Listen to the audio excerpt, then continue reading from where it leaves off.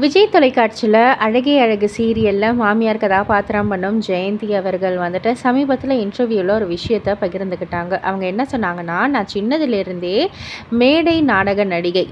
எனக்கு வந்துட்டு இப்போ தான் வந்து இந்த ப்ராம்ப்ட் மாதிரிலாம் சொல்கிறது. பட் ஆனால் அப்போல்லாம் ஒரு புக்கு, பெரிய புக்கு கொடுத்துருவாங்க, ஸ்கிரிப்ட் புக் கொடுத்துருவாங்க. அதை வந்துட்டு நம்ம கரெக்டாக மனப்பாடம் பண்ணி நம்ம வந்து சொல்லணும். அதை விடாமல் நம்ம வந்து சொல்லிட்டோம், எதையுமே தவறாமல் நம்ம சொல்லிட்டோம்னா நம்ம தான் பெரிய நடிகை.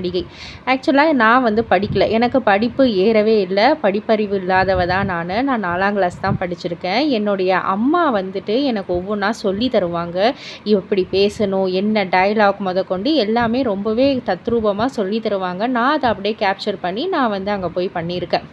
ஒரு சில சமயம்லாம் அப்படியே அட் த ஸ்பாட்லேயே வந்துட்டு ஸ்கிரிப்ட் புக் கொடுத்து இதை போய் படிச்சுட்டு வந்துடு அப்படின்னு வந்து சொல்லக்குள்ள எனக்கு வந்து படிக்க தெரியாது.